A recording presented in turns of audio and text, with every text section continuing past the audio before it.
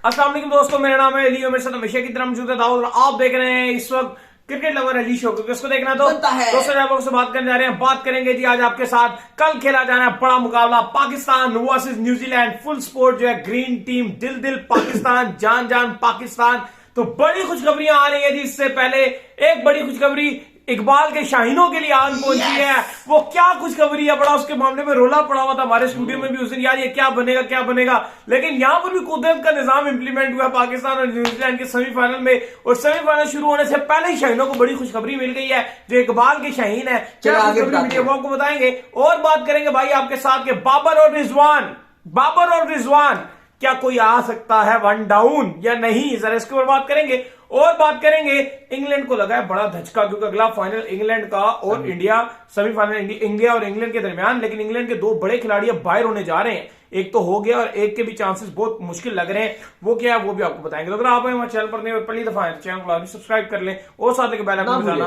बात का खास करते हैं नंबर वन खबर के साथ जो हमारे पास आ रही है। तो जो नंबर वन खबर आ रही है वो हमारे पास ये आ रही है, दाऊद साहब कल जो है हमारा खेला जाना है बड़ा सेमीफाइनल। और कल के दिन जो है दिल दिल पाकिस्तान, जान जान पाकिस्तान तो होगा, लेकिन वो तभी होगा जब होगी छुट्टी। अगर छुट्टी नहीं होगी तो दिल दिल पाकिस्तान, जान जान पाकिस्तान बड़ा मुश्किल हो जाता है। और उस दिन जब हमारा यहाँ स्टूडियो भी भरा हुआ था तो तब भी सारे जो है बड़ा गुस्सा हो रहे थे, यार ये क्या बात हुई, छुट्टी नहीं है। तो इकबाल के शाहीनों का 9 नवंबर की छुट्टी का ऐलान कर दिया गया है। अच्छी खुशखबरी है कि गवर्नमेंट ने ऐलान कर दिया है कि कल छुट्टी होगी।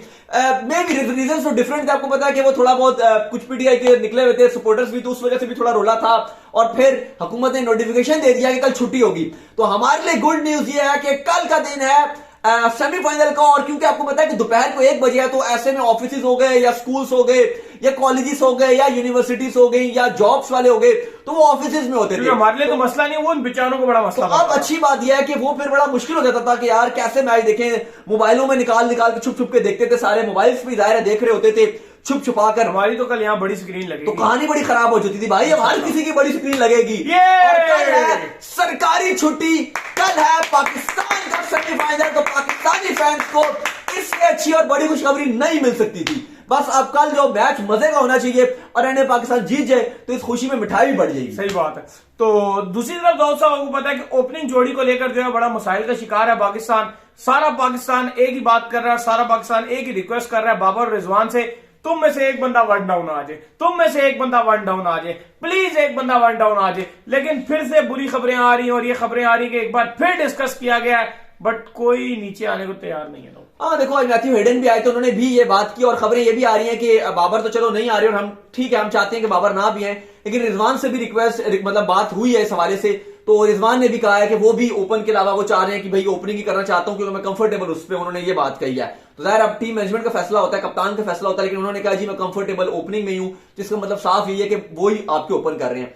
लेकिन अली साहब एक बड़ी मजे की बात आपको बताऊं, आपको पता है कि कल से खबरें भी चल रही हैं कि कराची किंग्स जो है वो, जाहिर हमने आपको 2-3 दिन पहले भी खबर दी थी, फिर कल भी हमने स्पेशल बात भी की थी कि बाबर आजम जो है वो कराची किंग्स छोड़ रहे हैं।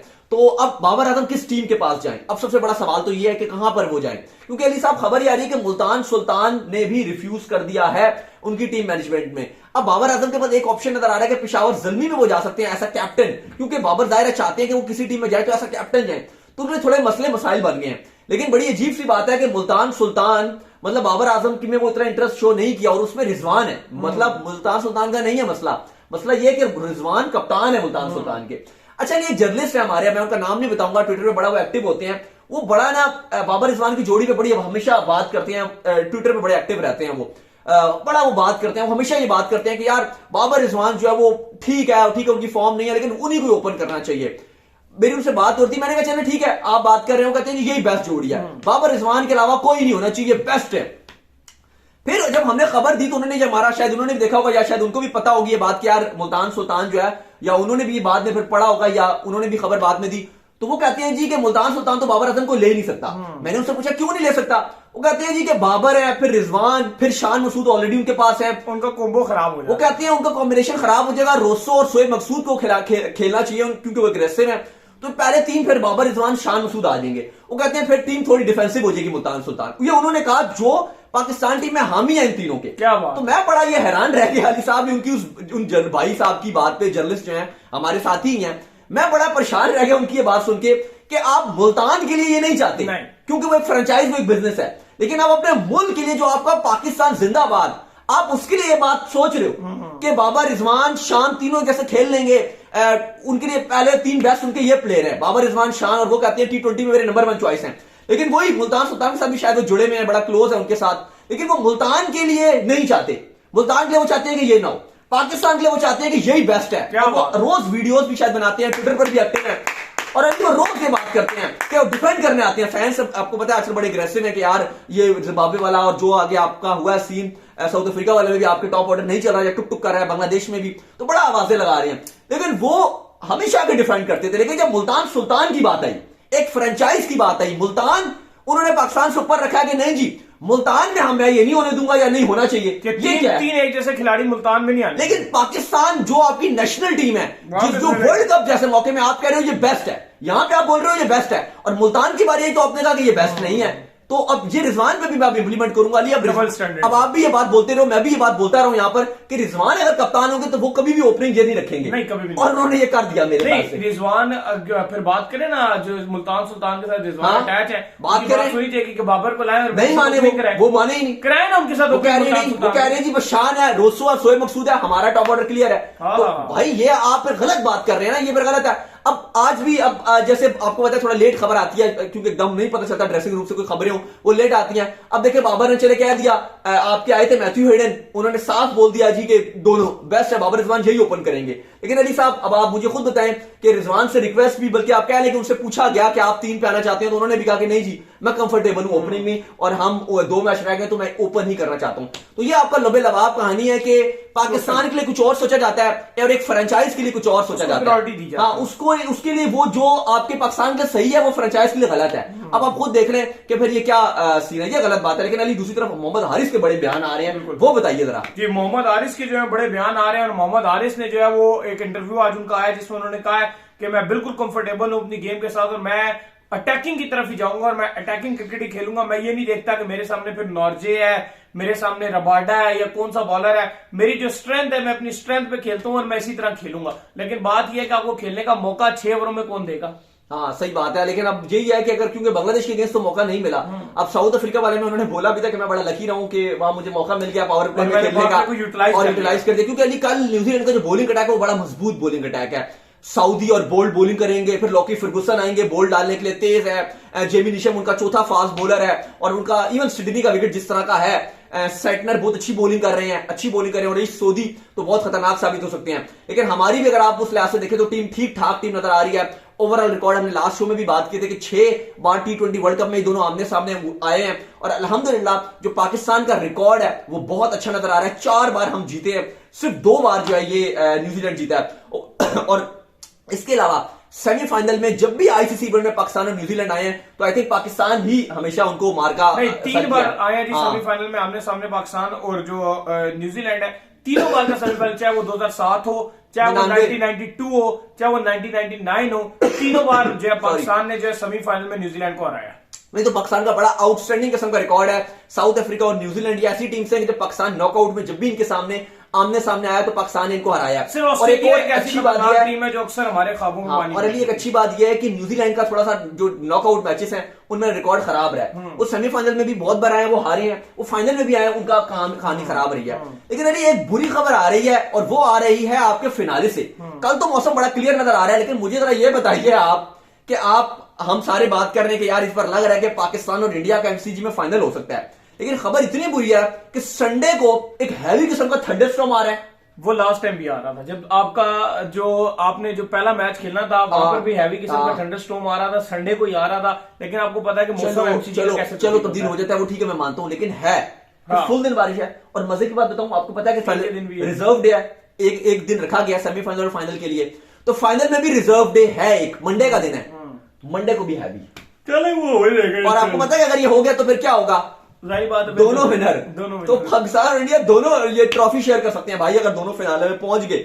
और 10 ओवर भी ना हो सका, 10 ओवर का खेल भी, और बात अगले दिन गई, और अगले दिन भी बारिश होती रही पूरा दिन, तो ये कुछ भी हो सकता है। कहानी थोड़ी सी जो है बहुत सरप्राइज और शॉकिंग से भरा हुआ वर्ल्ड कप जो चल रहा है, ये अभी भी चल रहा है। हम छोटे छोटे टारगेट रख के चलते हैं, और हम इंशाल्लाह अपने दिल में कल का हमने टारगेट रखा हुआ है कल हम पहले न्यूजीलैंड को हराएं, फिर हम देखेंगे। नहीं, मैं आपको वो बता रहा हूं कि आपको इसलिए मैं बात बता रहा हूं कि अगर आप कल जीत जाते हो सेमीफाइनल तो पॉसिबिलिटीज ये भी है कि आप ट्रॉफी जीत जाओ। Oh my God. क्योंकि अगर आप फिर शायद आप फाइनल की तरफ ना भी देखो कि बारिश हो भी रही है अगर, तो आप फिर भी जीत जाओगे फाइनल, ये भी हो सकता है। जीतना एक बंदा चाहिए। हाँ, ये बात ठीक है, दो बंदे क्या जीते। हाँ। हम वो ये तो बोले साहब हो गए, हम टूर्नामेंट खेला करते थे तो आपस में जब हम आ जाते थे आमने सामने, कुछ दोस्त हमारा आ गए टूर्नामेंट में तो हम प्राइज मनी हाफ ऑफ करके कहते थे ठीक है। नहीं, ये वो आपकी बात ठीक है। फाइनल एक अच्छा, अरे ये बताइएगा अगर आप न्यूजीलैंड का और अगर आप पाकिस्तान टू प्लेयर बात करें अगर थोड़ी सी, तो थोड़ा सा जो बैटिंग है उसमें थोड़ा सा हमारा जो टॉप ऑर्डर है वो थोड़ा न्यूजीलैंड से कंपैरिजन में अगर आप देखो न्यूजीलैंड टॉप पे जा रहा है क्योंकि हाईएस्ट रन स्ट्राइक रेट की बात करें तो इस T20 वर्ल्ड कप में वो नंबर 1 है और हम इसमें आखिर में इवन आयरलैंड और नीदरलैंड भी हमसे ऊपर नजर आ रहे हैं टॉप ऑर्डर पे।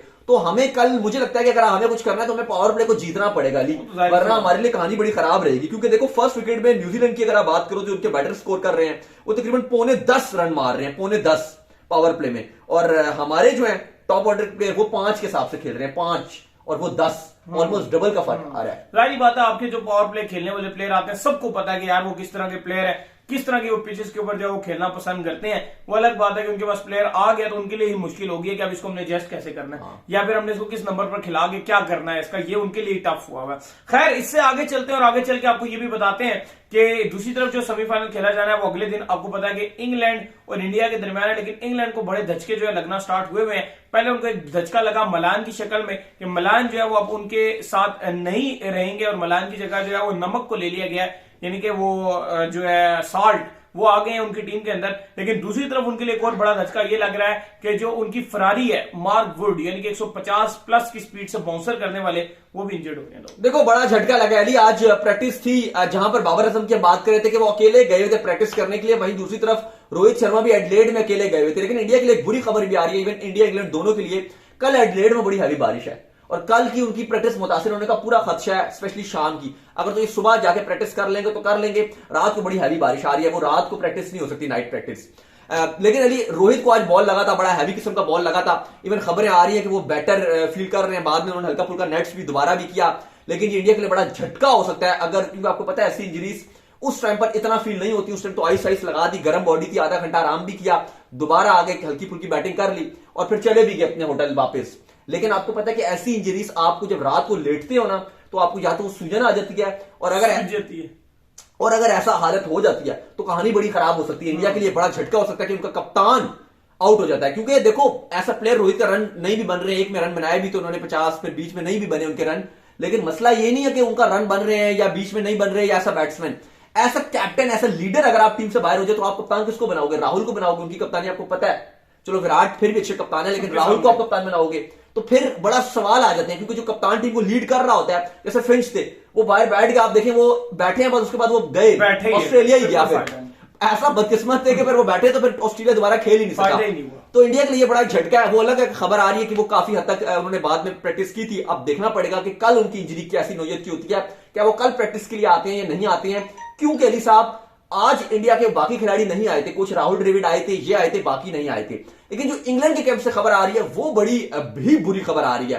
पहली खबर तो कल आ गई थी, शायद परसों आ गई थी, जो हमने आपको बताई भी थी कि डेविड मालान वो बाहर हो गए हैं और लास्ट जो मैच खेल रहे थे इनका वो इवन बैटिंग के लिए भी नहीं आए थे, इनको पीछे किया जा रहा था। इवन उस टाइम पता नहीं चला था कि उनकी इंजरी अपडेट नहीं आई थी, तो सब परेशान थे कि यार क्यों नहीं बैटिंग के लिए भेजा जा रहा। बाद में खबर आई कि वो इंजर्ड है, इसलिए उनको श्रीलंका वाले मैच में नीचे किया जा रहा था और अब वो बाहर हो चुके थे। ऑलरेडी डिसाइड कर लिया गया कि सॉल्ट खेलेंगे। और अगर जो विकेट है ना एडलेड का, सॉल्ट बेहतरीन खिलाड़ी है, लेकिन अगर सिडनी में मैच होता शायद सॉल्ट ज्यादा हेल्पफुल होते, लेकिन चूंकि एडलेड में तो यहां पर मलान टाइप जो सॉलिड टेक्निक वाइज प्लेयर है उनका ज्यादा रोल था। एक वो झटका लगा, लेकिन उससे बड़ा झटका लगा मार्क वुड जो इनके बेहतरीन बॉलर हैं। ऑलरेडी इंग्लैंड को बॉलिंग में झटका लग चुका रेसी टोपले की शक्ल में कि वो नहीं थे, बाहर हो चुके थे वर्ल्ड कप से पहले ही, और अब मार्क वुड का झटका।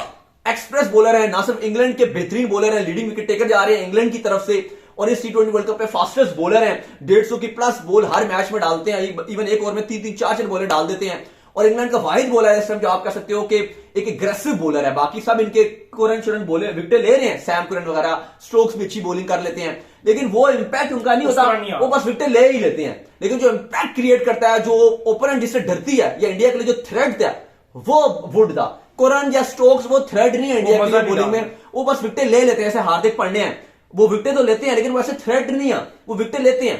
लेकिन आपका ये जो मार्क वुड था, ये रियल थ्रेट था, ये बहुत खतरनाक था। तो अब हुआ ये कि ऑलरेडी आज टाइमर मिल्स जो है उनको कहा गया कि आप प्रैक्टिस कीजिए, उनकी जगह उन्होंने आज वार्म अप हुए हैं, बॉलिंग शोलिंग डाली है। लेकिन आपको भी पता है टाइमर मिल्स का लास्ट वर्ल्ड कप में भी थे, खूब रन पड़ रहे थे और वो रन मशीन ही है किस्म के। तो अब मसला ये है कि अगर वो इवन उनको खिलाया भी जाता है तो अगर इंजरी के साथ चोटल प्लेयर खेलेगा तो आपको पता है कि वो फॉर्म उसकी नहीं होती है। सही बात है।